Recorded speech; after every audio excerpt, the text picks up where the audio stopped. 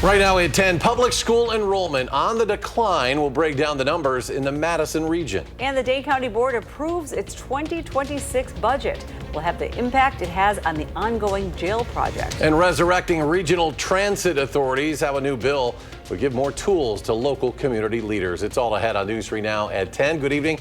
Thanks for joining us. I'm Eric Franke. And I'm Sarah Carlson. We begin tonight with breaking news out of Madison.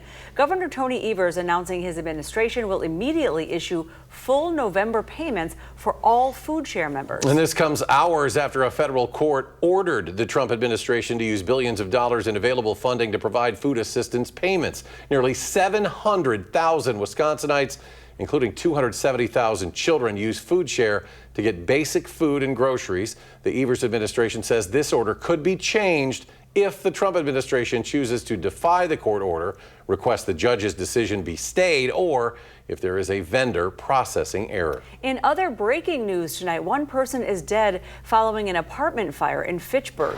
Crews were called to Valley View Apartments just before 7 o'clock. Multiple fire trucks were spotted at the scene, including a truck with a ladder deployed.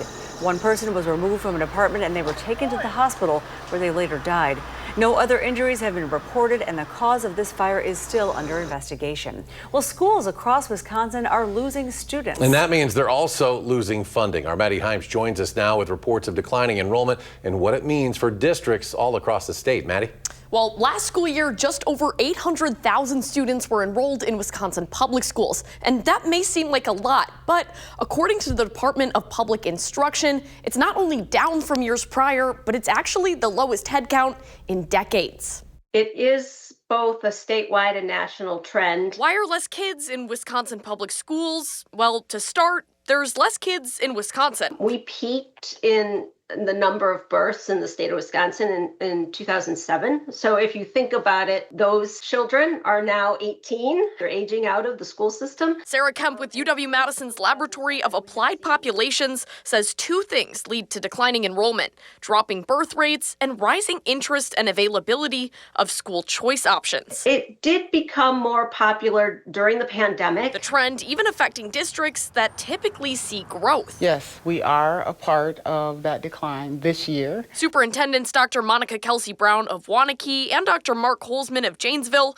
tell me dropping numbers means less funding for those students left in the classroom. It does have an impact on funding. Generally, there's a direct relationship. Students equal resources from the state. It's a funding formula that doesn't necessarily reflect operational needs. So if I said Craig High School with 1,500 kids, if they have 1,490, the amount of education we provide, the heating, the cooling, the transportation, the education is going to be the same. But one that school leadership is looking toward as the enrollment drop is set to continue. If this continues, we will experience a loss moving forward, furthering a stretch of funding in schools across the state.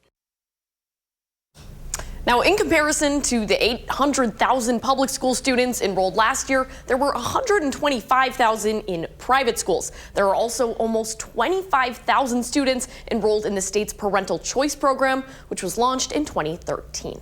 Okay, thank you so much, Maddie. Well, it was a breezy, pretty nice day and some rain recently. That's right, Alex. Rain tonight. Is the wintry weather still on the way? It's still on the way. Weather models still coming in here, showing Saturday afternoon, evening, and especially as we get into the overnight hours into the very early morning of Sunday, that slushy inch of snow, still a good possibility for southern Wisconsin, mainly accumulating on grassy surfaces and some of those elevated surfaces like overpasses, over bridges, and some of those surfaces can cool down just enough for a slick spot or two. And while we're not expecting widespread travel issues, just be on the lookout if you're doing any travel Saturday night or the very early part of Sunday morning. Radar 3000 has lit up quickly with showers and even a couple embedded thunderstorms right along Beaver Dam 151 down to Sun Prairie. Here in Dane County, zooming out a little bit, all that rain, Sun Prairie, Cottage Grove, Stoughton, areas off towards the east, and it is moving fast at approximately 40 to 50 miles per hour. Here you see a couple of flashes of lightning, footfill just west of Milton, nearing Janesville right now. This line is going to move through very quickly and probably be out of the entire area here within the next hour or so. So that quick moving line of showers and isolated thunderstorms, and then we track the next weather system, but not before a mild night tonight, 40s to near 50 degrees. That near 50 in Janesville is still close to the normal high for this time of year. Tomorrow we'll get back up into the 50s. West winds will draw in dry air, and dry air has the tendency to warm up and cool down very quickly. Might even sneak a 60 in Janesville before the cool stuff enters the forecast with that weather system Saturday into Saturday night. We'll do a fresh track using Future Track to give you projection of where that snow is going to line up and the latest on where the 1-inch amounts of that slushy snow will likely set up. That's coming up. Thanks, Alex. Well, the Wisconsin Department of Health Services is asking for $1 billion in federal funds. The money would go towards improving health care in rural areas. Specifically, the DHS is asking for $337 million to recruit and retain rural workers, $329 million to upgrade technology for healthcare providers, and then $279 million to create a coordinated healthcare system. The Centers for Medicare and Medicaid Services will decide if the DHS plans will get funded by December 31st. The U.S. turkey population is at its lowest level in nearly 4 decades. The American Farm Bureau Federation reports the turkey flock has an estimated 195 million birds this year. The lower number is due to multiple outbreaks of avian diseases. The USDA is forecasting the national average wholesale price for turkey at 40% higher than a year ago. There is a silver lining, though. Industry experts do not anticipate any major shortage of turkey this holiday season. Another retailer offering up a Thanksgiving meal deal. Amazon says it has a meal for 5 available at a cost of just $25. The deal includes an 8-pound frozen butterball turkey. The sides are pre-made mashed potatoes, gravy, green bean casserole, stuffing, crescent rolls, and cranberry relish. There's also a choice of pecan, pumpkin, or sweet potato pie. The meal will be available to order starting next Wednesday. China is starting to buy U.S. crops again after last week's meeting between President Trump and Chinese President Xi Jinping. Beijing has ordered about 120,000 tons of American wheat. That's its first purchase in a year, and a shipment of the grain sorghum as well. That's already on the way, but traders are still waiting to see the big soybean orders. China promised 12 million metric tons by the end of the year. And now to an update on the $31 million budget deficit here in Dane County. Last night, the county board approved its 2026 budget. In doing so, the county will prevent the sheriff from filling 20 positions within his department. The money saved from freezing the vacant positions would go to the Health and Human Services Department. Sheriff Calvin Barrett says that could prevent the roughly $200 million county jail from opening. The jail project, yes, is on track to open. Now, whether or not we're going to be provided with the staffing and resources by our Dane County Board to open that, that's up to them. So with the budget passed, staff across the county will see a 1% pay cut. It includes about $826 million for operating costs and $91 million for capital investments. The budget also brings a 1.3% increase to the tax levy. And so for the average home in Madison, that would be just over $15. Dane County officials are forming a committee focused on transparency around new data center plans. The company QTS is trying to build a facility in DeForest. Residents there have complained they don't know enough about the projects. Officials say their goal is to give the community some clarity. A lot of this process is pitting the town against the village. And what we really need to have is something at the county level where everybody can come together, everybody can be welcome at these meetings, and there can be transparency. We're concerned about invaluable farmland being taken by these hyperscale data centers that can't be replaced. And the city of Janesville is also in the early stages of getting an AI center, and residents there have voiced similar concerns. A new bill in the state legislature would reinstate regional transit authorities. The legislation would create an RTA in each federally recognized metropolitan planning area, while also allowing nearby municipalities to join those RTAs. Each would be governed locally by representatives and have the option to enact a 0.5% sales and use tax to fund services and operations. We want our local elected officials to have the tools they need to think long term about how our communities can thrive and how to make sure that people have the freedom to get around, whether they want to use a car or not. And this is really important because there's a lot of folks in Wisconsin who are not drivers, and it can be very challenging for them to live their lives. Lawmakers add that these authorities are tools for communities to plan for growth and economic development. Next at 10, former House Speaker Nancy Pelosi announces her retirement. And hundreds of flights are being canceled across the nation as the government shutdown nears its 40th day. That's next.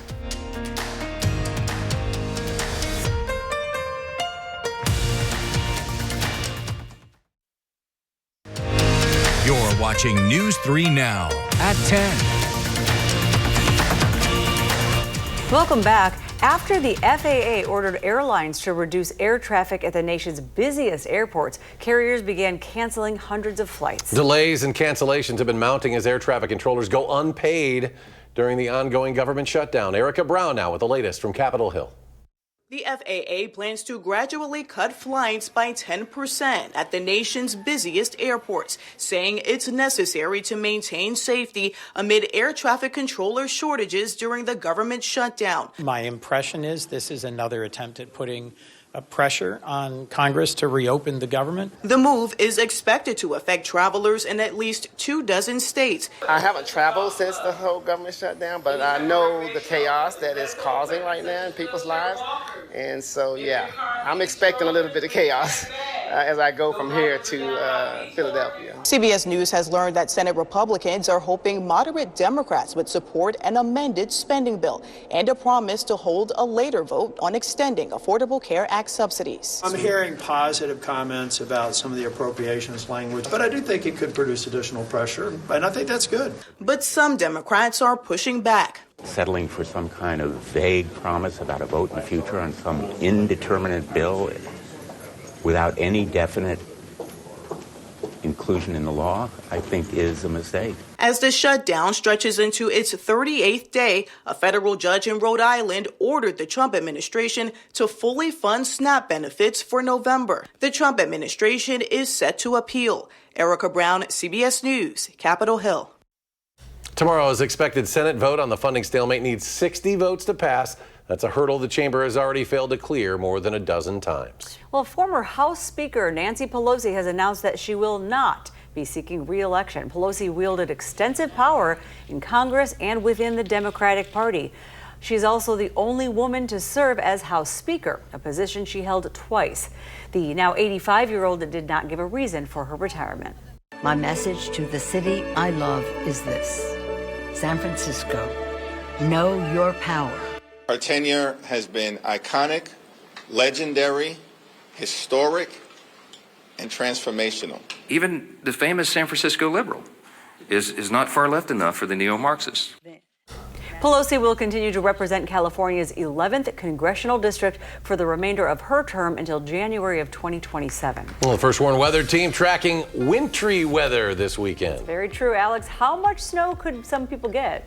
An inch. Well, that's a start for the fall going into the winter, the very first snow of the season. This is Saturday evening, Saturday night, early Sunday, a slushy inch, I should mind you as well. And this is going to be mostly on those grassy surfaces. Getting in our latest models right now, I'm not seeing a whole lot of changes here at this point in time. So still looking like this will pan out here. A rain-snow mix early Saturday afternoon as we get to that important 3:30 time for the Badger game. Rain starting to mix with some of those wet snowflakes and then turning over to all snow. That back edge of the snow, Monroe to Madison up towards Beaver Dam, right around 10 o'clock. But those strong north winds will then turn in from the northwest. If you have any ventures for the Madison Marathon starting off on Sunday, could start off with some sunshine, but eventually some clouds will fill in and some flurries will too, and it will be on the chilly side.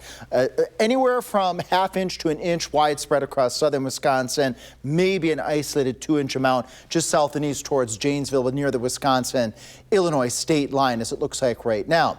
This is weather system number 2. We have weather system number 1 overhead right now in southern Wisconsin, bringing us some showers. Let's track those showers. Beaver Dam, and even just over the course of the past 15 minutes, these showers are moving so quickly at a good 40-50 miles per hour to the east. Showers, even a rumble or two of thunder. We've got a couple of, or at least had a couple of lightning bolts here. Lake Ripley over Jefferson, Fort Atkinson, over towards Lake I can't get that word out tonight. Koshkanon, excuse me. There we go. Oh, finally got it. As I'm tracking this whole line here, Milton to Janesville to Footville over towards Newark. More showers in that isolated thunderstorm chance, and it's going to be out of the area here as we head towards the next couple of hours. Probably within the next hour, it's going to be over towards the Elkhorn area and then out of southern Wisconsin as Future Track here catches up with the showers and that isolated thunderstorm chance. And there it is. It's gone by the time we get to 2, 3 o'clock in the morning. So we have weather system number 1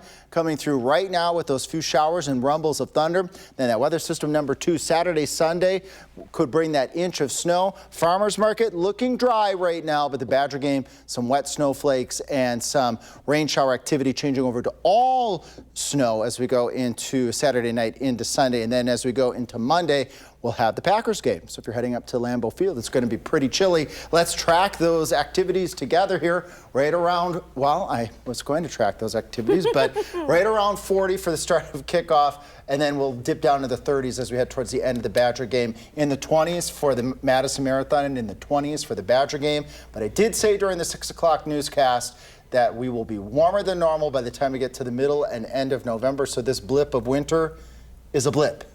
We'll take a blip because that looks beautiful. Yes. You like the word warm. I like the word warm, especially as we get into November. At this time of the year, a lot of people are going to be traveling in the next couple of weeks. You going to talk about the shovel or what? I forgot here. Winter Ready Photo Contest. Yes, do you want to win a First Warn Weather Shovel? Enter our Winter Ready Photo Contest. Download and launch the First Warn Weather app. Then just scroll down a little bit. We have over 50 photos submitted just recently. Click on that photo contest card, and then 5 lucky winners are going to be announced during Wisconsin Winter Weather Awareness Week, which is just around the corner on November 17th through the 21st. So we're going to give away shovels when it's 60 degrees We're outside. giving away shovels when it's warm, so it's counterproductive. Hey, whatever works. Alex, They'll thank get you. used. Yeah. Coming up next in sports, Badgers return home for a matchup against the Washington Huskies. Why head coach Luke Fickell is feeling optimistic about what's left of this kind of difficult season. Stay with us.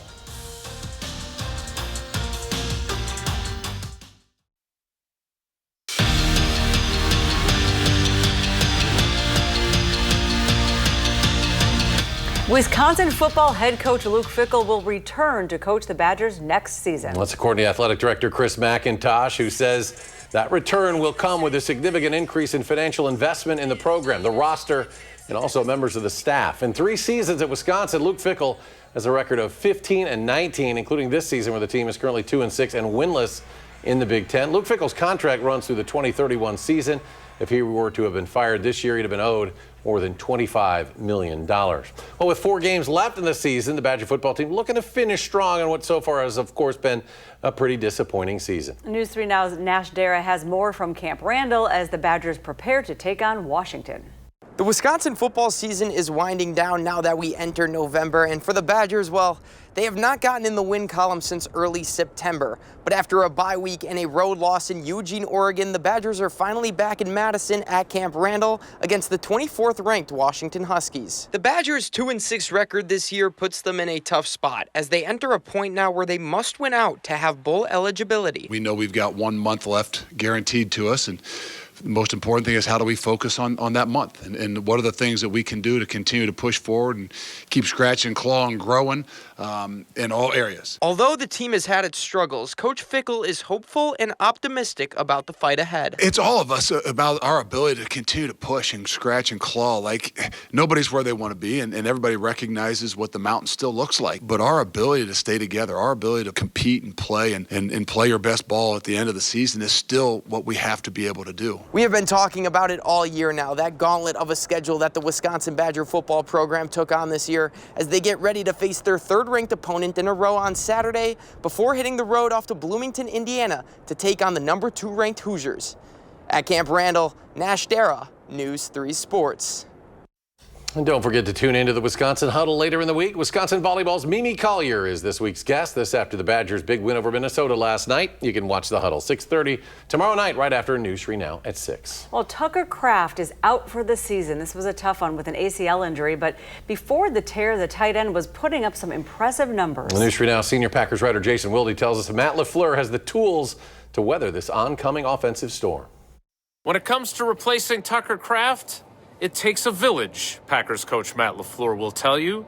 The Packers can't just count on all of their tight ends to pick up the slack for Kraft, who tore his ACL in his right knee here at Lambeau Field last Sunday and whose season is now over after a blockbuster start to it. It can't just be about Luke Musgrave and John Fitzpatrick and Josh Whyle. Matt LaFleur says it takes everyone. I think that is just everybody has to pull a little bit more and do a little bit more, I would say. It's just not going to go on one position group. I mean, we need it from everybody, from the guys up front to our runners, receivers, and our quarterbacks. So it'll have to be a collective effort.